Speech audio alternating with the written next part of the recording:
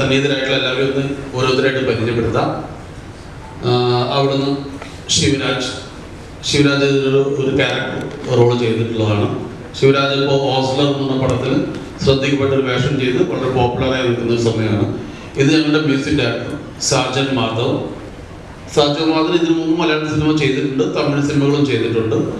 ഇതിൽ ഇപ്പോൾ ഇറക്കിയിട്ടുള്ള 2 song out ചെയ്തിട്ട് 2 ഹിറ്റ് ലെവലിൽ വന്നിട്ടുള്ള 2 സോങ്സ് ആണ്. നിഖിൽ ബി നാരായണൻ ഞങ്ങളുടെ സിനിമാറ്റോഗ്രാഫറാണ്, DOP. നിഖിലിൻ്റെ ആദ്യത്തെ സിനിമയാണ്. നിഖിൽ വിനോദ് ഇല്ലമ്പള്ളി, പ്രശസ്തനായ ഛായാഗ്രഹൻ വിനോദ് ഇല്ലമ്പള്ളിയുടെ അസോസിയേറ്റ് ക്യാമറമാൻ ആയിരുന്നു. ഞങ്ങളുടെ നായകൻ സൂരജിനെ നിങ്ങൾക്ക് എല്ലാവർക്കും അറിയാം. ഇത് ശ്രവണ, ഞങ്ങളുടെ ഹീറോയിൻ ശ്രവണ ലാൽ ജോസിന്റെ തട്ടിൻപുറത്ത് അച്ഛൻ എന്ന് പറഞ്ഞ പടത്തിലാണ് ആദ്യമായിട്ട് നായികയായിട്ട് പ്രത്യക്ഷപ്പെട്ടത്. അതിനുശേഷം 3 സിനിമകളും ചെയ്തിട്ടുണ്ട്. ഇത് മരിയ പ്രിൻസ്. മരിയയും ഒരുപാട് നാടക രംഗത്തോടെയാണ് പ്രവേശനം ചെയ്തത്. സിനിമകളിലും സജീവമാണ്. ഇപ്പോൾ ഞങ്ങളുടെ സിനിമ ഫെബ്രുവരി റിലീസാണ്. ഞങ്ങളേറെ പ്രതീക്ഷയോടെ കാത്തിരിക്കുന്ന സിനിമയാണ്. കാരണം ഞാനിതുപോലെ ഒരു വലിയ ഗ്യാപ്പിന് ശേഷം ചെയ്തൊരു സിനിമയാണ്. അതിലൊരുപാട് പ്രതീക്ഷയുണ്ട്. പിന്നെ ഇത്തരം കുറേ പുതുമുഖങ്ങളെ കൂടെ അണിനിരത്താൻ സാധിച്ചതിലും അവരുടെ പെർഫോമൻസ് നിങ്ങൾക്കായി അവതരിപ്പിക്കാൻ കഴിഞ്ഞതിലും ഒരുപാട് സന്തോഷമുണ്ട്, അഭിമാനമുണ്ട്. ഒരു ഡിഫറെൻറ്റ് ജോണറുള്ള സിനിമ തന്നെയാണ്. പക്ഷെ നിങ്ങൾക്ക് ഇപ്പോൾ ട്രെയിലറും ടീസറും അതിൻ്റെ സോങ്സും കാണുമ്പോൾ പഴക്കം ചോദിക്കുന്നുണ്ടെങ്കിൽ അത് ആ സിനിമയുടെ ഒരു ഫ്ലാഷ് ബാക്ക് പോർഷനിലുള്ളൊരു സംഭവം ആയതുകൊണ്ടാണ്. അപ്പോൾ ആ ഫ്ലാഷ് ബാക്കിന് ആ രീതിയിൽ എടുക്കുകയും അതിനുശേഷമുള്ള ലൈവിലുള്ള ട്രീറ്റ്മെൻറ്റ് വ്യത്യസ്തവുമാണ്. അപ്പോൾ കുറച്ച് സസ്പെൻസ് റിലേറ്റഡ് മൂവി ആയതുകൊണ്ട് ആ പോർഷൻസൊക്കെ ഞങ്ങൾ തിയേറ്ററിലൂടെ മാത്രം നിങ്ങളുടെ മുന്നിലേക്ക് എത്തിക്കാനാണ് ആഗ്രഹിക്കുന്നത്. കൂടുതൽ ഡീറ്റെയിൽസ് നിങ്ങൾക്ക് എന്തെങ്കിലും ചോദിക്കാനുണ്ടെങ്കിൽ ഓരോരുത്തരായിട്ട് ഞാൻ മൈക്ക് ഹാൻഡ് ഓവർ ചെയ്യാം. ആദ്യം തന്നെ അവിടെ നിന്ന് തുടങ്ങാം. ശിവരാജിനോട്. നമസ്കാരം.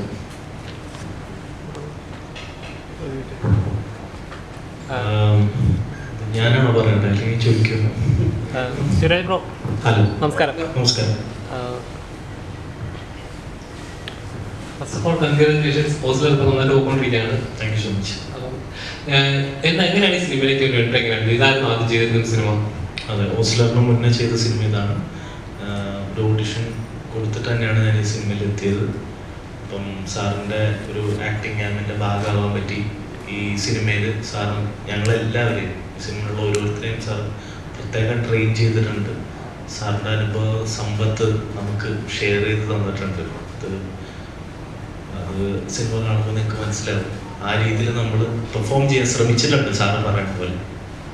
ഇത് ഏത് ജോണർ ചിത്രമാണെന്ന് പറയാൻ പറ്റും? കാരണം ടീച്ചർ കണ്ടപ്പോൾ ഞങ്ങൾക്ക് ഇത് ഹിസ്റ്ററി ആണോ അതോ ഒരു പ്രണയമുണ്ട്, ഫൈറ്റിംഗ് ഉണ്ട്, പൊളിറ്റിക്സ് വരുന്നുണ്ട്.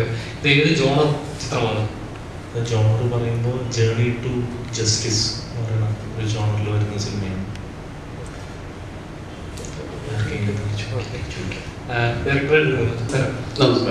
സാർ, ഒരു ഗ്യാപ്പിന് ശേഷം ചെയ്തൊരു ചിത്രമാണ്. അപ്പോൾ ഒരു അത്രത്തോളം അപ് ടു ഡേറ്റ് ആയിട്ട് അത് പുതുമുഖങ്ങളെ വെച്ച് ചെയ്യുമ്പോൾ ഉണ്ടാകുന്ന ഒരു സ്ട്രഗിൾ ഉണ്ടോ? അത് അപ്ഡേറ്റഡ് ആവണം, ടെക്നിക്കൽ നോക്കണം.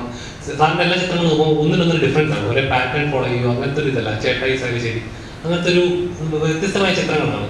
എന്താണ് മൃദുഭാഗമായിട്ടുള്ള എന്താണ് അങ്ങനെ ഒരു ചിത്രം ചെയ്യാനുള്ള കാരണം എന്താണ്? ഞാൻ എപ്പോഴും ഒരു ഗ്യാപ്പിന് ശേഷം സിനിമ ചെയ്യുന്ന ഒരാളാണ്. അതായത് എനിക്ക് ഈ സബ്ജക്റ്റ് ചൂസ് ചെയ്യുന്നതിൽ ചിലപ്പോൾ പലപ്പോഴും ഒരു പരാജയ ഭീതി ഉണ്ടാവാറുണ്ട്. അപ്പോൾ അതായത് ഞാൻ ആദ്യ സിനിമ ചെയ്ത മുതൽ ഞാൻ ഇഷ്ടപ്പെടുന്ന ഒരു ജോണറുള്ള സിനിമയല്ല എനിക്ക് എൻ്റെ ആദ്യ സിനിമയായി സെലക്ട് ചെയ്യേണ്ടി വന്നതും അങ്ങനെ ഒരു സാഹചര്യം ഉണ്ടായിപ്പോയതുകൊണ്ടാണ്. പിന്നെ ഞാൻ അങ്ങനെ ബ്രാൻഡ് ചെയ്യപ്പെട്ട ഒരു ആക്ഷൻ സിനിമയുടെ ആളാണ്, ഒരു കമേഴ്ഷ്യൽ. ആക്ച്വലി ഞാനൊരു റിയലിസ്റ്റിക് ബേസിൽ മാത്രം കാര്യങ്ങൾ കാണുകയും അത്തരം സിനിമകൾ ചെയ്യാൻ ആഗ്രഹിക്കുകയും ചെയ്ത ഒരാളാണ് വളരെ വർഷങ്ങൾക്ക് മുമ്പ് തന്നെ.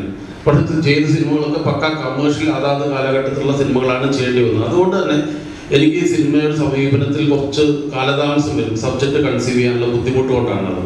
പിന്നെ ആ രീതിയിലുള്ള സബ്ജക്റ്റ് എനിക്ക് എൻ്റെ പരാജയം എന്ന് പറയുന്നത് അത്തരം സബ്ജക്റ്റ് എനിക്ക് സ്വയം രൂപപ്പെടുത്താൻ പറ്റാറില്ല. എനിക്ക് ആരുടെയെങ്കിലും ഒരു തിരക്കഥാകൃത്തിൻ്റെ സഹായം തന്നെ വേണം. അങ്ങനെയാണ് പിന്നെ അവരായിട്ടുള്ള ഒരു സംവാദത്തോടെയാണ് നമ്മൾ ഒരു സബ്ജക്റ്റ് സെലക്ട് ചെയ്യപ്പെടുന്നതും അത് ചെയ്യാൻ നിർബന്ധിതരാവുന്നതും.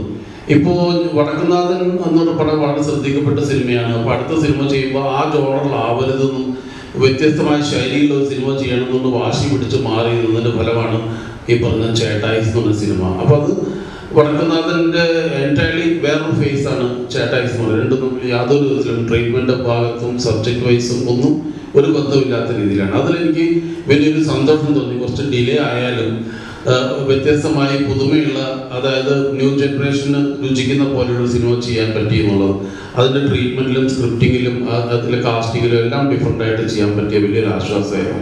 അപ്പോൾ ഇനിയും സിനിമ ചെയ്യുമ്പോൾ ഇതുപോലെ സമയമെടുത്ത് ചെയ്യാം. ഇതുപോലെ സത്യം പറഞ്ഞാൽ നമ്മൾ ബഹുമാനിക്കുന്ന ഒരുപാട് ഫിലിം മേക്കേഴ്സ് ഉണ്ട്.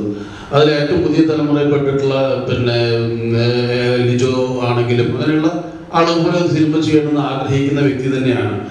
ഇപ്പൊ ഈ സിനിമ ചെയ്യാൻ ഇടയായത് ഞാൻ ഇതല്ല ആക്ച്വലി ചെയ്യാൻ ഉദ്ദേശിച്ചത്. രാജേഷ് കുർമാലിയുടെ സ്ക്രീൻ പ്ലേയിൽ വേറൊരു സബ്ജക്റ്റ് ആയിരുന്നു പ്ലാൻ ചെയ്തിരുന്നത്. അത് ഈ കോവിഡിന്റെ പ്രശ്നം കൊണ്ട് ഡിലേ ആയി പോയതാണ്. അപ്പൊ ആ ഡിലേ ആയി 2 വർഷം അത് കഴിഞ്ഞു. ആ സമയത്ത് പെട്ടെന്ന് ഒരു സിനിമ ചെയ്യാനായിട്ട് ഇത് നമ്മുടെ ഇപ്പൊ ചെയ്യുന്ന മൃദുഭാവി ദൃഢകൃത്യ എന്നുള്ള പടത്തിന്റെ പ്രൊഡ്യൂസറുടെ, നിർമ്മാതാവിന്റെ സ്വന്തം കഥയാണ്. അദ്ദേഹത്തിന്റെ ജീവിതത്തിൽ നിന്ന് അടർത്തിയെടുത്തുന്ന ചില മുഹൂർത്തങ്ങൾ പക്ക അതുപോലെയല്ല, അതിൽ കുറച്ച് നമ്മൾ സിനിമാറ്റിക് ആക്കിയിട്ടുണ്ട്. അപ്പൊ ആ സിനിമ പുള്ളിക്ക് വേണ്ടി ചെയ്തു കൊടുക്കണമെന്ന് പുള്ളി വളരെ സ്നേഹത്തോടെ എന്നെ സമീപിച്ചപ്പോൾ എനിക്കതിന് ഒഴിഞ്ഞു മാറാൻ തോന്നില്ല. ആദ്യം എനിക്കത് ഇപ്പൊ പെട്ടെന്ന് ഞാൻ ഈ സിനിമ ചെയ്യേണ്ടതുണ്ടെന്ന് ഒരിക്കലും ആലോചിച്ചു. പിന്നെ ഞാൻ അദ്ദേഹത്തിന് വേണ്ടി, അദ്ദേഹത്തിന് ഒരു വലിയ ആംബിഷനാണ്, അദ്ദേഹത്തിന് വേണ്ടി അങ്ങനെ സിനിമ ചെയ്തു കൊടുക്കാൻ തീരുമാനിച്ചതിന്റെ ഫലമാണ് ഇപ്പോ ഈ രീതിയിൽ വന്നെത്തിയിട്ടുള്ള മൃദുഭാവി ദൃഢകൃത്യ. അങ്ങനെ ഒരു ഇതായിരുന്നു, സോഷ്യൽ മീഡിയയിലൊക്കെ ട്രോളുകളായാലും അങ്ങനെ ഇഷ്ടംപോലെ വന്നിട്ടുണ്ടായിരുന്നു. ശരിക്കും അങ്ങനെ ഒരു കാറ്റഗറൈസേഷൻ ഫീൽ ചെയ്യുന്നുണ്ടോ? ഇത് തിയേറ്ററുകളിൽ അല്ലാതെ ആളുകൾ അങ്ങനെ സ്വീകരിക്കുന്നില്ല, അങ്ങനെ തോന്നിയിട്ടുണ്ടോ? തീർച്ചയായും അതിനൊക്കെ കാരണങ്ങളുണ്ട്. അത് നമുക്ക് വ്യക്തമായിട്ട് മനസ്സിലാവുന്ന കാരണങ്ങളുണ്ട്. ചേട്ടായിസ് എന്ന് പറഞ്ഞ പടം ചെയ്യുമ്പോൾ അതിന്റെ പരസ്യത്തിൽ മാർക്കറ്റിങ്ങിൽ അതിന് ചെറിയൊരു പാളിച്ച പറ്റിയിട്ടുണ്ട്. അതായത് അതിൽ ഇതിനും മുമ്പ് വന്ന് പല സിനിമകളുടെയും ചൊവ്വയുള്ള പോലെയുള്ള പോസ്റ്റേഴ്സ് ആയിരുന്നു. അതായത് ഈ 5 മധ്യവയസ്കരായ 5 പേരുടെ മാത്രം പോസ്റ്റേഴ്സാണ്. ആക്ച്വലി അതിൽ ഹീറോയിൻ ഓറിയന്റഡ് സബ്ജക്റ്റ് കൂടിയാണത്. മിയ ആണ് അതിൽ സെൻട്രൽ ക്യാരക്ടർ ചെയ്തത്. മിയയുടെ ഫസ്റ്റ് ഹീറോയിൻ സിനിമ കൂടെ അതായിരുന്നു. അപ്പോൾ ഒരു പോസ്റ്ററിലും പോലും മിയയെ പ്രസന്റ് ചെയ്യാൻ പറ്റിയില്ല. മിയ നിർബന്ധമായിട്ടും വേണമെന്ന് ഞാൻ പറയുകയും അത് വേറെ ചില കാര്യങ്ങൾ കൊണ്ടും വേറെ സാഹചര്യങ്ങൾ കൊണ്ടും ഞാൻ മദ്രാസിൽ അതിൻ്റെ മിക്സിങ് കഴിഞ്ഞ് വരുമ്പോഴത്തേക്ക് ഓൾറെഡി ഈ രീതിയിലുള്ള പോസ്റ്ററുകളാണ് ചുവരിൽ കണ്ടത്. എനിക്കത് വലിയ വിഷമമുണ്ടായി. സത്യത്തിൽ മലബാറിലൊക്കെ ഉള്ള ആ പടത്തിൽ, മലബാർ എന്ന് പറഞ്ഞ സിനിമയുടെ ഒരു വലിയ കളക്ഷൻ ഏരിയ ആണ്. മലബാറിലെ ഒരു സ്ത്രീകളും തിയേറ്ററിലേക്ക് കയറുകയുണ്ടായില്ല. വളരെ കുറച്ച് സ്ത്രീകൾ മാത്രമല്ല. മലബാറിലെ വലിയ കളക്ഷൻ അതിന് ഡള്ളാക്കി. നേരെ കുറച്ച് യൂത്തിന് ഭയങ്കര ഇഷ്ടമാവുകയും യൂത്ത് ആ സിനിമയെ കുറിച്ച് വലിയ അഭിപ്രായം, റിലീസിംഗ് ഡേറ്റ്സിൽ തന്നെ തിയേറ്ററിൽ യൂത്തിന്റെ മാത്രം പ്രസൻസ് ഉണ്ടായിരുന്നു. അപ്പൊ ഞാൻ ആ മിയെ ബൂസ്റ്റ് ചെയ്തുകൊണ്ട് പരസ്യങ്ങൾ ചെയ്യാതെ ഉണ്ടായതിൻ്റെ ഒരു സങ്കടം എനിക്ക് ഇപ്പോഴുണ്ട്. ഇപ്പൊ ഈ പടത്തിന്റെ പരസ്യം ചെയ്യുമ്പോൾ ഞാൻ മനു ഡാവിഞ്ചിയാണ് നമ്മളുടെ ഡിസൈനർ. ഇതേ മാറ്റർ ഞാൻ മനുവിൻ്റെ അടുത്ത് പറഞ്ഞിട്ടുണ്ട്. ഈ 5 പേരുടെ ഫോട്ടോ മാത്രം വന്നാൽ പോരാ, വളരെ പ്രോമിനന്റ് ആയിട്ടുള്ള ഒരു ക്യാരക്ടറാണ് ശ്രവണ ചെയ്തിട്ടുള്ളത്. ശ്രവണയെ പോസ്റ്റർ വേണം എന്ന് ഞാൻ നിർബന്ധം പറഞ്ഞിട്ടുണ്ട്. എനിക്കറിയാം, കാരണം പുരുഷന്മാർ മാത്രമുള്ള സിനിമയാകുമ്പോൾ പുരുഷന്മാർക്ക് ഇഷ്ടമാവും, പക്ഷെ സ്ത്രീകൾക്ക് കുറച്ച് അവരുടെ കാര്യങ്ങൾ കൂടാൻ താല്പര്യം ഉണ്ടാകുമ്പോൾ അവർ മൊത്തമായിട്ട് വൈപ്പ് ഓഫ് ആവുകയാണ് തിയേറ്ററിൽ. അപ്പോൾ ഈ പടത്തിൽ ഇനി അങ്ങോട്ടുള്ള പ്രൊമോഷൻസിൽ ശ്രവണയും കൂടി ബൂസ്റ്റപ്പ് ചെയ്ത് ഉൾപ്പെടുത്താൻ വേണ്ടി ഞാനിപ്പോൾ നിർബന്ധപൂർവ്വം പറഞ്ഞിട്ടുണ്ട്.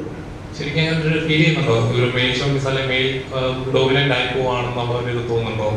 എനിക്ക് തോന്നുന്നുണ്ട്. അതാണ് അങ്ങനെ ആവാൻ പാടില്ല. നമ്മൾ അങ്ങനെ ഒരു ഫീൽ കൊടുക്കാൻ പാടില്ല.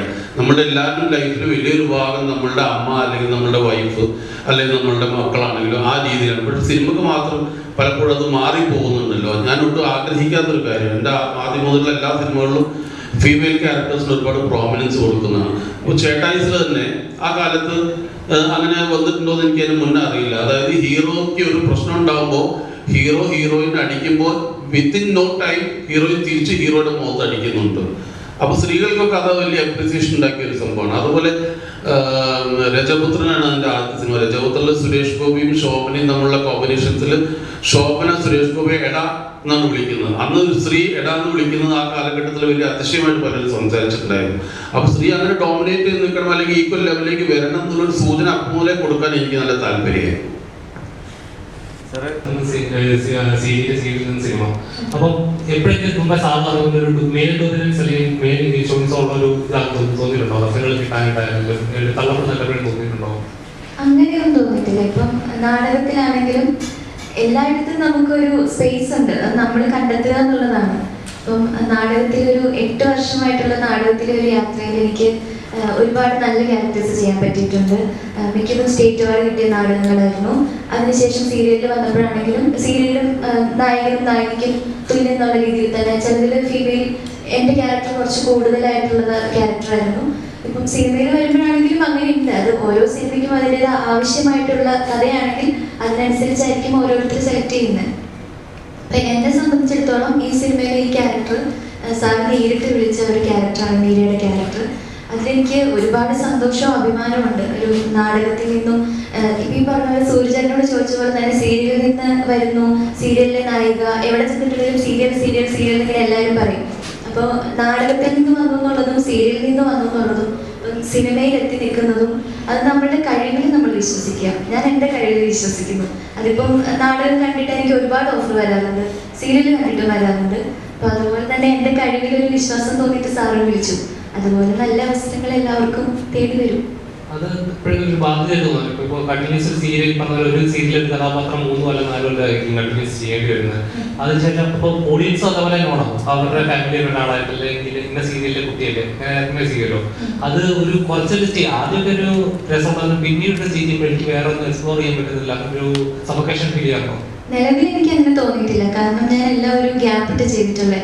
ഒരു വർഷം നാടകമാണെങ്കിൽ പിന്നെ കുറച്ച് നാൾ സീരിയൽ ചെയ്യും. അതിനുശേഷം വീണ്ടും സിനിമകൾ ചെറിയ ചെറിയ ക്യാരക്ടേഴ്സ് മുമ്പ് ചെയ്തിട്ടുണ്ട്. അത് കഴിഞ്ഞിട്ട് വീണ്ടും നാടകത്തിലേക്ക് തിരിച്ചു പോകും. പിന്നെ ഇപ്പോൾ സിനിമ ചെയ്തു, ഇപ്പോൾ പിന്നെ ഞാൻ സീരിയൽ ചെയ്യുന്നുണ്ട് സീ കേരളത്തിൽ. അപ്പോൾ അത് ബാധ്യതയൊന്നുമല്ല. നമുക്ക് ഓരോ ക്യാരക്ടറും ഡിഫറെൻ്റ് ആയിട്ടുള്ള ക്യാരക്ടറിലേക്ക് കിട്ടുക, അത് നന്നായി ചെയ്യുക, അത്രയേ ഉള്ളൂ.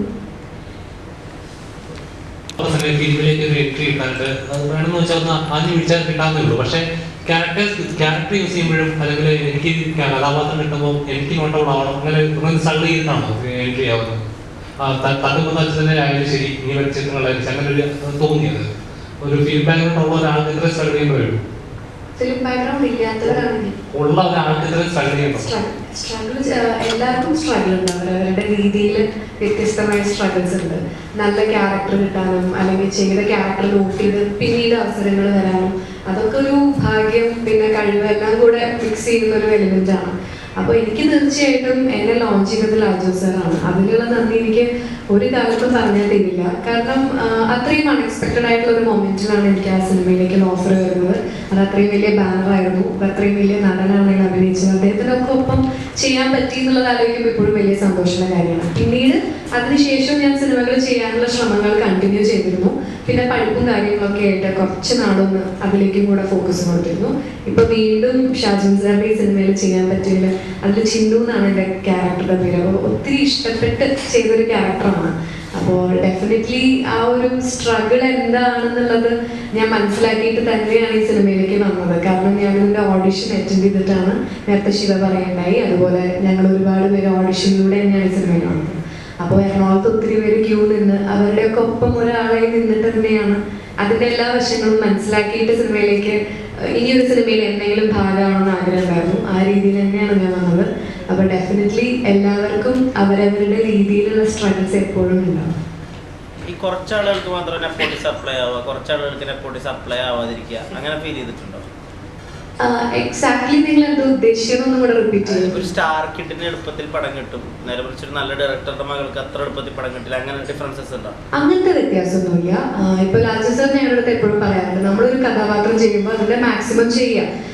അതിനുശേഷം വരുന്ന കാര്യങ്ങളും ഓഫേഴ്സും എങ്ങനെയാണെന്ന് നമുക്ക് ഒരിക്കലും പ്രഡിക്റ്റ് ചെയ്യാൻ പറ്റില്ല. ഇപ്പോൾ സാർ ഞങ്ങളുടെ അടുത്ത് ക്യാമ്പിന്റെ ഇടയിൽ പറഞ്ഞിട്ടുണ്ട്, ഫഹദിന്റെ ഒരു പെർട്ടിക്കുലർ ക്യാരക്ടർ സാർ ആദ്യമേ നോട്ട് ചെയ്തിരുന്നു. ഒരുപാട് കഴിവുള്ള ആളാണ്, വലിയ നിലയിലെത്തുന്ന സാറിനൊരു വിഷൻ ഉണ്ടായിരുന്നു.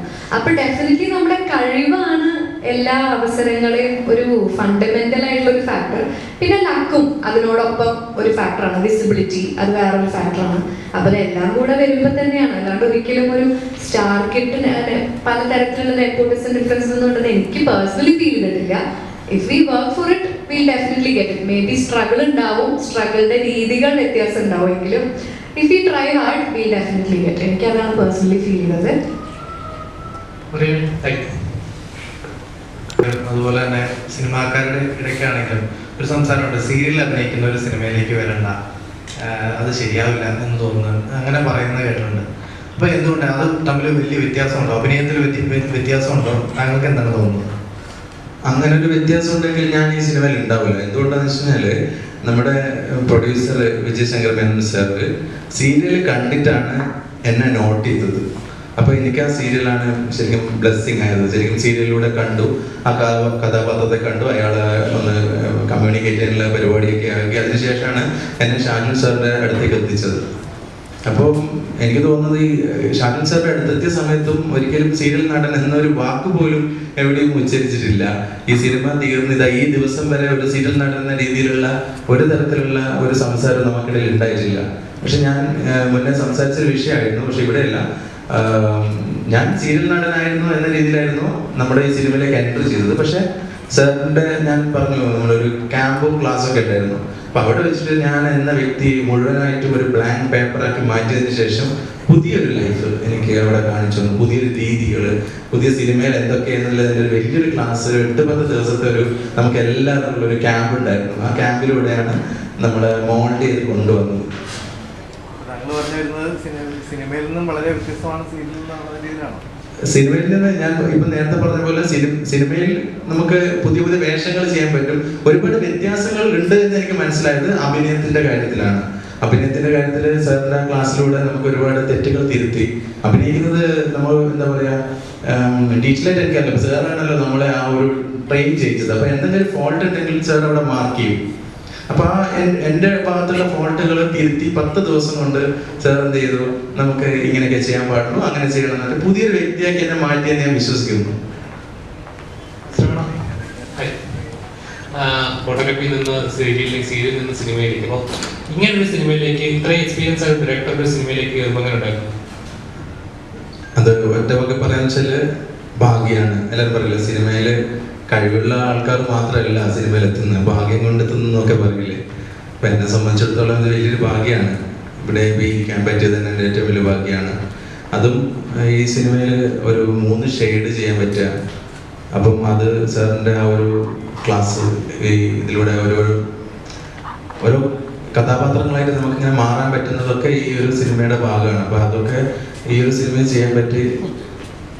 നമ്മുടെ പ്രൊഡ്യൂസർ വരുന്നുണ്ട്. എനിക്ക് ഏറ്റവും കൂടുതൽ നന്ദി പറയേണ്ട ഒരാളാണ് ഇപ്പോൾ നമ്മുടെ പ്രൊഡ്യൂസർ. ഞാൻ സീരിയൽ നടനായിരുന്നല്ലോ. ഈ സീരിയൽ നടനെ ഇങ്ങനെ ഒരു വലിയൊരു ബാനറിൽ ഒരു ടൈറ്റിലായിട്ട് വെക്കാൻ മനസ്സ് കാണിച്ച പ്രൊഡ്യൂസറോട് ഞാൻ ഒരിക്കൽ കൂടി നന്ദി പറയുന്നു.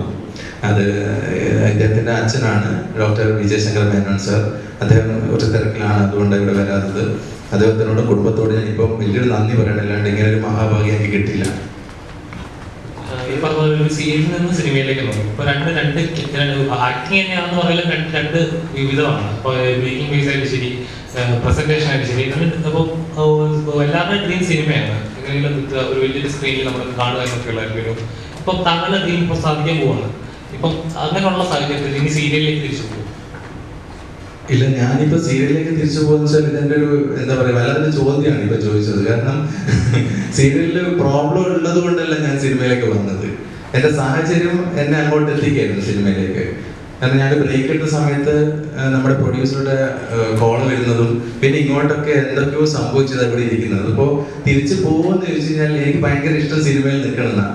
അപ്പോൾ ഓരോരോ കഥാപാത്രങ്ങൾ, പുതിയ പുതിയ വേഷങ്ങൾ ചെയ്യുക, അങ്ങനെയൊക്കെ. അപ്പോൾ സീരിയലാകുമ്പോൾ നമ്മളൊരു 3-4 വർഷം ഒരേ കഥാപാത്രം തന്നെ നമുക്ക് കൊണ്ടുപോകേണ്ടി വരും.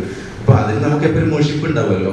ഇതിൽ ഒരിക്കലും പോലീസ് ഓഫീസർ ആവാം, ഒരിക്കലും വക്കീലാവാം, അല്ലെങ്കിൽ അത് എന്തും ചെയ്യാം. അപ്പോൾ അങ്ങനെ ചെയ്യാൻ എനിക്ക് ഇഷ്ടം. അതാ പറഞ്ഞത്. ചിലപ്പം തിരിച്ചു പോകുമെന്ന് വെച്ച് കഴിഞ്ഞാൽ എന്നെ ദൈവം എങ്ങനെയാണ് കൊണ്ടുപോയി ആക്കുന്നതെന്ന് എനിക്കറിയില്ല. അപ്പം തിരിച്ചു പോകില്ല എന്നൊരിക്കലും ഞാൻ പറയുന്നില്ല. സാർ ഇപ്പൊ ഈ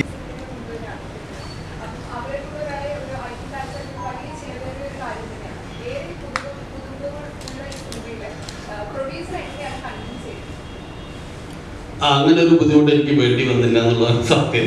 കാരണം എന്താണെന്ന് വെച്ചാൽ ഈ സബ്ജക്റ്റിൽ മുംബൈയിൽ വെച്ചിട്ടാണ് ഇതിൻ്റെ ഒരു പോർഷൻ തുടങ്ങുന്നത്. അപ്പോൾ മുംബൈയിൽ വെച്ചിട്ട് നമ്മൾ ഹീറോയിനെ ഇൻട്രൊഡ്യൂസ് ചെയ്യേണ്ടത് എങ്ങനെയാണ് നിങ്ങൾ ആലോചിച്ചിരുന്നു. അപ്പോൾ പ്രൊഡ്യൂസർ ഇങ്ങോട്ട് സജസ്റ്റ് ചെയ്യാണ് പിന്നെ സണ്ണി ലിയോണിനെ ഞാൻ ഇതിലേക്ക് പങ്കെടുപ്പിക്കാം. കാരണം പുള്ളിയുടെ മകൻ്റെ റിലേറ്റീവാണ് ഈ സണ്ണിയുടെ മാനേജർ. അപ്പോൾ സണ്ണി നമ്മൾ സഹകരിക്കും, സാധാരണ പടങ്ങൾക്ക് കൊടുക്കേണ്ട റെമ്യൂണറേഷൻ കൊടുക്കേണ്ടി വരില്ല. പിന്നെ അവർ മാർക്കറ്റിംഗ് സൈഡിൽ എല്ലാം നമ്മളോട് സഹകരിക്കും. ഞാൻ അത് ഏറ്റു എന്ന് പറഞ്ഞു പുള്ളി ഇങ്ങോട്ട് വെച്ചൊരു ഓഫറാണ്. ആ ഓഫർ ഞാൻ സ്വീകരിക്കുകയാണ് ചെയ്തത്. എൻ്റെ ആവശ്യമായിരുന്നില്ല ആക്ച്വലി സണ്ണി ലിയോണിയുടെ ഒരു സോങ് ഇതിൽ ഉൾപ്പെടുത്തുക എന്നുള്ളത്. ആ പ്രൊഡ്യൂസറുടെ ആവശ്യം അത് പിന്നെ ആവശ്യമല്ലാത്ത സജഷൻ ആ കറക്റ്റ് പൊസിഷനിലാണ്. ഞങ്ങൾ പടം സെക്കൻഡ് ഹാഫ് തുടങ്ങുന്നത് തന്നെ ഈ സോങ്ങോട് കൂടിയാണ്. അപ്പം മുമ്പേ എസ്റ്റാബ്ലിഷ് ചെയ്യാൻ ആ സോങ് യൂസ്ഫുൾ ആയി. അങ്ങനെയാണ് ആ സോങ് ഉൾപ്പെടുത്താൻ സണ്ണിയിൽ ഉൾപ്പെടുത്തുന്നത്. ഞങ്ങൾക്ക് അതുകൊണ്ട് ബുദ്ധിമുട്ടുണ്ടായില്ല. വേറെ സിനിമയ്ക്ക് വേണ്ടി സണ്ണിയെ പോയി സമീപിച്ച് ബാർഗെയിൻ ചെയ്ത് സംസാരിച്ച് നമുക്ക് എഫോർഡ് ചെയ്യാൻ ബുദ്ധിമുട്ടാണ്. അത്രയും കോസ്റ്റ്, അവരുടെ റെമ്യൂണറേഷൻ കോസ്റ്റാണ്, അവരുടെ കോസ്റ്റ്യൂമിൻ്റെ കോസ്റ്റ് അത്ര വലുതാണ്, അതിന് സെറ്റപ്പ് ഡാൻസസ് ബോംബെ വെച്ച് വലിയ ചിലവുള്ള കാര്യത്തിന്. അപ്പോൾ പ്രൊഡ്യൂസർ പറഞ്ഞു നിങ്ങൾ ടെൻഷൻ അടിക്കേണ്ട, ഇതിൻ്റെ ഈ പടത്തിൻ്റെ ബഡ്ജറ്റിൽ അത് ഉൾപ്പെടുത്തുന്നില്ല, അത് സെപ്പറേറ്റ് ബഡ്ജറ്റാണ്. അങ്ങനെ പറഞ്ഞുകൊണ്ട് എനിക്കതൊരു ബോർഡ് തലേന്ന് ഇറങ്ങി. അങ്ങനെ സമാധാനമായിട്ട് ചെയ്തൊരു സോങ്ങാണ്. നല്ല ബ്യൂട്ടിഫുൾ ആയി തോന്നുന്നു, വിഷ്വലി മനോഹരമായിട്ട് വന്നിട്ടുള്ള ഒരു സോങ്ങാണ്. നിഖിലിനെ പ്രത്യേകം അഭിനന്ദിക്കേണ്ടിയിരിക്കുന്നത്. 1.5 ദിവസം കൊണ്ടാണ് ഞങ്ങൾ ആ സോങ് തീർത്തുമെന്ന് ആരും വിശ്വസിക്കാൻ പോകുന്നില്ല. അത്രയധികം ഷോർട്സ് ഉണ്ട്, അത്ര വലിയൊരു ക്യാൻവാസിൽ ചെയ്തൊരു സോങ്ങാണ്. ഏറെ സന്തോഷമുണ്ട് ഇപ്പോൾ അങ്ങനെ ഒരു സോങ് ഉൾപ്പെടുത്താൻ പറ്റിയത്. ഇപ്പോൾ മലയാളത്തിൽ നഷ്ടമായതൊരു വേണ്ടി നല്ല സിനിമകളും കൂടിയാണെന്നാണ് സിനിമാ പ്രേമികൾ വിശ്വസിക്കുന്നത്. അപ്പോൾ അദ്ദേഹവുമായി ഒരുപാട് കഥകൾ ചർച്ച ചെയ്തിരുന്നോ, അല്ലെങ്കിൽ സച്ചിയുടെ ഒരു വിടവ് അത് മലയാള തിരക്കഥാലോകത്തിൽ ഉണ്ടാക്കുന്ന ഒരു നഷ്ടം എത്രത്തോളം? ഓഫ് കോഴ്സ് സച്ചി ഒരു തിരക്കഥാകൃത്ത് മാത്രമല്ല, സച്ചി ഫിലിം മേക്കർ കൂടിയാണ്. ഫിലിമിൻ്റെ എല്ലാ മൈന്യൂട്ട് ഡീറ്റെയിൽസും നല്ല ഗ്രാഹ്യമുള്ളൊരു സിനിമാക്കാരൻ തന്നെയാണ് സച്ചി. സച്ചിയിലൂടെ വർക്ക് ചെയ്ത ചേട്ടായിസ് അല്ല, അതിനേക്കാളും കൂടുതൽ മേലെ എത്ര മികച്ചു നിൽക്കുന്നതിന് സച്ചിക്ക് നാഷണൽ അവാർഡ് കിട്ടിയിട്ടുള്ള അയ്യപ്പനും കോശിയും എന്ന് പറഞ്ഞു. ആ പടം തിരക്കഥ ആണെങ്കിലും അതിൽ ഈ ക്യാരക്ടേഴ്സിൻ്റെ മോൾഡിങ് ആണെങ്കിലും അതിൽ ഡയറക്ടോറിയൽ സൈഡ് ആണെങ്കിലും എടുത്തു പറയേണ്ടതാണ്. ഒരുപാട് ഹൈറ്റ്സിൽ ഒരാൾ ചെയ്ത പടം തന്നെയാണ്.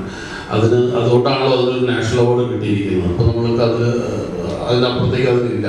പക്ഷേ സങ്കടം എന്തെന്ന് വെച്ചാൽ അത്രയും ചെറുപ്രായത്തിൽ ഇനി ഒരുപാട് വലിയ സിനിമകൾ സച്ചിയുടെ ഭാഗത്ത് നിന്ന് ഉണ്ടാവേണ്ടതായിരുന്നു. അത് നിങ്ങൾ നേരത്തെ പറഞ്ഞ വിടവ് ഇനി പെട്ടെന്ന് ആർക്കും എത്താൻ പറ്റുമോ, അല്ലെങ്കിൽ ആ വിടവ് തന്നെ നിലനിൽക്കുന്ന വിശ്വസിക്കുന്ന ഒരാളാണ്. അതേപോലെ മറ്റു കഥകളൊക്കെ ആലോചിച്ചിരുന്നു, അല്ലെങ്കിൽ മറ്റ് സിനിമകളെ പറ്റിയുള്ള ഡിസ്കഷൻസ്, അതായത് മനസ്സിലുള്ള എന്തെങ്കിലും കഥകളെ പറ്റി അറിവുണ്ടോ? ആലോചിച്ചു. ഞങ്ങൾ ആദ്യം ചെയ്യാൻ ഉദ്ദേശിച്ചിരുന്നത് ചേട്ടായിസ് ആയിരുന്നില്ല. അത് കുറച്ചുകൂടി തീവ്രമായിട്ടുള്ള പൊളിറ്റിക്കൽ സെറ്റയർ ആയിട്ടുള്ള ഒരു സിനിമയായിരുന്നു. അതായത് ഇടതുപക്ഷത്തിൻ്റെയും വലതുപക്ഷത്തിൻ്റെയും രണ്ട് ഭാഗങ്ങളുടെയും ഗുണങ്ങളും അതിൻ്റെ ആടങ്ങളിലേക്ക് ഇറങ്ങിച്ചെന്നിട്ടുള്ള വിമർശനമായിരുന്നു ആ സിനിമ. അത് റഷ്യയിലായിരുന്നു ഷൂട്ട് ചെയ്യാൻ ഉദ്ദേശിച്ചിരുന്നത്. അതിൻ്റെ ഒരു വലിയൊരു ഭാഗം അത് ഞങ്ങൾ ചെയ്യാൻ ഉദ്ദേശിച്ചത് നിർമ്മാതാവ് ആ സമയത്ത് ഒരു അസുഖം വന്നിട്ട് പുള്ളി എക്സ്പയർ ആയി. അപ്പോൾ അത് പെട്ടെന്ന് നടക്കാത്ത പണം ഞങ്ങൾ വേറെ എന്താ ചെയ്യാൻ ആലോചിച്ചപ്പോഴാണ് ഞങ്ങളെല്ലാവരും രാത്രി കൂടി ഒരു ദിവസത്തിൽ ബിജു ഇനീഷ്യേറ്റീവ് എടുത്തത്. ബിജു മേനൻ ഇനീഷ്യേറ്റീവ് എടുത്തിട്ട് ഷാജയുടെ കുറേ കാലം സിനിമ ചെയ്തിരിക്കുന്നത്, ഇനി നിങ്ങളിങ്ങനെ ഓരോ കാര്യം പറഞ്ഞ് മാറാൻ സമ്മതിക്കില്ല, ഞാനൊരു സിനിമ പ്രൊഡ്യൂസ് ചെയ്ത് നിങ്ങൾക്ക് അത് ഡയറക്റ്റ് ചെയ്യാൻ പറ്റുമോ എന്ന് ചോദിച്ചു. അപ്പോൾ സച്ചി ഉണ്ട് അവിടെ. അപ്പോൾ സച്ചി ഞാനൊരു സബ്ജക്റ്റ് ഫ്രഷായിട്ട് ഇപ്പോൾ പറയാം, ഷാജുവിനെ ചെയ്യാൻ പറ്റുമെന്ന് വെച്ചാൽ. അപ്പോൾ അങ്ങനെ സുരേഷ് കൃഷ്ണനുണ്ട്, സുഖമുണ്ട്. അപ്പോൾ എല്ലാവരും പറഞ്ഞു ഞങ്ങളെല്ലാവരും ഉണ്ട്, ഷാജുവിന് വേണ്ടി ഞങ്ങൾ ആരും കൂടെ ഒരു സിനിമ പ്രൊഡ്യൂസ് ചെയ്യുന്നു, ഇനി ഷാജുവിൻ്റെ അതിന് മാറാൻ ഞങ്ങൾ സമ്മതിക്കത്തില്ല. അതുകൊണ്ട് സബ്ജക്റ്റിൻ്റെ ത്രെഡ് അപ്പോൾ തന്നെ പറയുകയും അത് അങ്ങനെ അവിടെ ഞങ്ങൾ ചെയ്യാൻ തീരുമാനമെടുക്കുകയും ചെയ്താണ്. രണ്ടാമത് സച്ചിയായിട്ടുള്ള പ്രോജക്റ്റ്. മൂന്നാമത് സച്ചിയായിട്ട് ഞാൻ ആലോചിച്ച പ്രോജക്റ്റാണ് ലാലേട്ടനെ വെച്ചിട്ടൊരു പ്രോജക്റ്റാണ്. ലാലേട്ടന് ചൈന ടൗൺ എന്ന പഠനത്തിൻ്റെ സമയത്ത് ഹൈദരാബാദിൽ പോയിട്ട് അതിൻ്റെ സബ്ജക്റ്റ് ഞങ്ങൾ പറഞ്ഞു. ലാലേട്ടൻ ആ സബ്ജക്റ്റ് ഇഷ്ടമാവുകയും ചെയ്തു.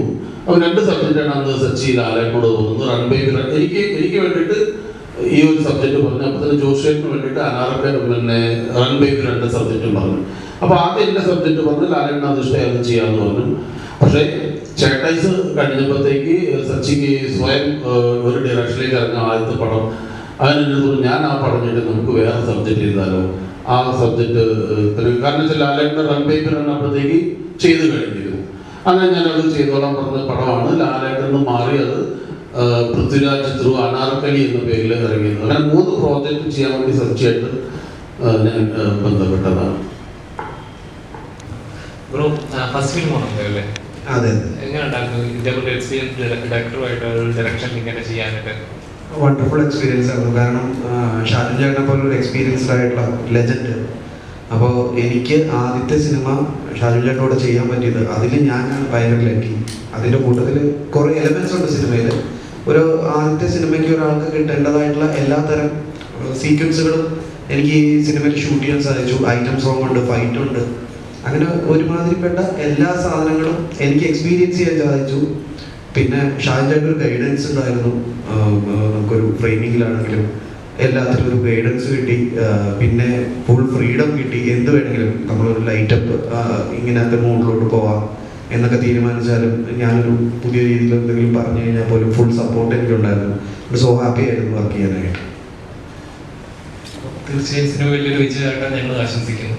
Thank you. ഒരു ജോണറിൽ തന്നെയാണ് ആ സിനിമ ഉണ്ടാക്കിയിട്ടുള്ളത്.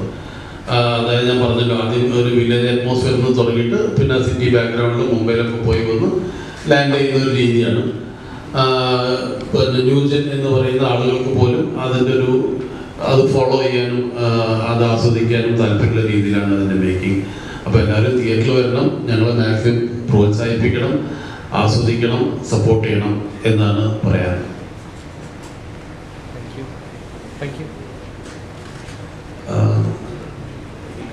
Nikhil photographer, cinematographer, DOP. പിന്നെ കഥാപാത്രം ഞാൻ 14 ഫെബ്രുവരിയിൽ പറഞ്ഞ പോലെ തന്നെ ചാൻസ് ചോദിച്ചിട്ട് തന്നെയാണ് പോയത്. അങ്ങനെ ഒരു ദിവസം ഷാജൻ സാർ അങ്ങനെ പറഞ്ഞു ഒരു പടം സ്റ്റാർട്ട് ചെയ്യുന്നുണ്ട്, അപ്പോൾ അതിന് നമ്മളെ ഓഡീഷനോ ക്യാമ്പും കാര്യങ്ങളൊക്കെ ഉണ്ടാവും, അടുത്ത ഇൻട്രസ്റ്റഡ് ആണോ എന്ന് ചോദിച്ചു. എന്താ ഇൻട്രസ്റ്റഡ് അല്ലാത്തതിൻ്റെ ഒരു സിനിമയാണ് ബേസിക്കലി നമ്മളെ ഇപ്പം എന്താ വെച്ചാൽ നമുക്കൊരു സ്ക്രിപ്റ്റ് അങ്ങനെ പോയിട്ട് സെലക്ട് ചെയ്യുക അതൊന്നും പറ്റില്ല. ഏറ്റവും എന്താണ് പിന്നത്തെ ഒരു ലക്കല്ലേ, ഷാജൻ സാറെ പോലത്തെ ഒരാളുടെ കൂടെ വർക്ക് ചെയ്യുക, ലാൽ സാറെ കൂടെ അല്ലെങ്കിൽ മമ്മൂട്ടി സാറെ കൂടെ ഒക്കെ വർക്ക് ചെയ്ത് അത്ര എക്സ്പീരിയൻസ് ഉള്ളത്. അതിലും ഉപരി മലയാള സിനിമയിൽ ഏറ്റവും വലിയ ലെജൻഡായ ശശി സാറെ അസോസിയേറ്റ് ആയിട്ട് എത്രയോ കാലങ്ങൾ വർക്ക് ചെയ്ത ഒരു എക്സ്പീരിയൻസ്, അതൊക്കെ ഉള്ള ഒരാളുടെ കൂടെ വർക്ക് ചെയ്യാൻ പറ്റി. അതെ, ഹാപ്പിയാണ്. പിന്നെ അത് എന്താ പറയേണ്ടതെന്നറിയില്ല. സാറിന്റെ ലൈഫിൽ നമ്മളൊരു ഇൻസിഡന്റിന്റെ ഭാഗമായിട്ട് അതാണോ ഈ സിനിമ എടുക്കാനായിട്ടൊരു പ്രയോജനം എന്ന് പറയുന്നത്? So I am the co-producer of the movie, and the movie has been produced under our company banner. And basically, your question what you asked is about my father.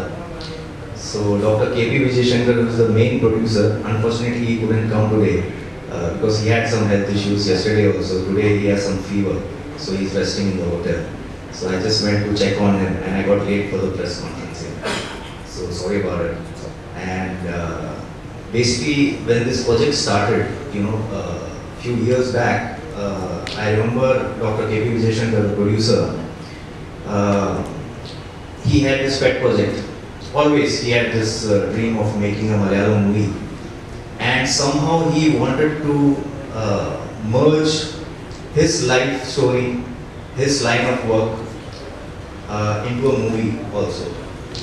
And initially when we started thinking about this project, we thought if we only portray his life and his work, what we do as a company, basically we are into laying pipelines in the sea. നമ്മൾ in the Malayalam song industry I manage നമ്മൾ കടലിൽ നിന്ന് വെള്ളം എടുത്തിട്ട് ശുദ്ധീകരിച്ച് desalination ചെയ്തിട്ട് ഈ നാട്ടുകാർക്കും കമ്പനീസിനും അവർക്ക് പ്രൊവൈഡ് ചെയ്യാൻ പറ്റിയ പൊട്ടബിൾ വാട്ടറായിട്ട് കൺവേർട്ട് ചെയ്യും. അതാണ് നമ്മുടെ main business. And my father came to Bombay from Kerala, and how he established himself in this industry, and even that we wanted to merge it into a story.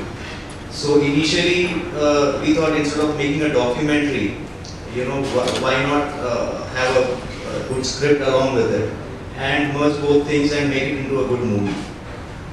And that is how we met Shajun sir and the entire team, and we started this project. Now my father basically he wanted to come here and attend this, but he couldn't.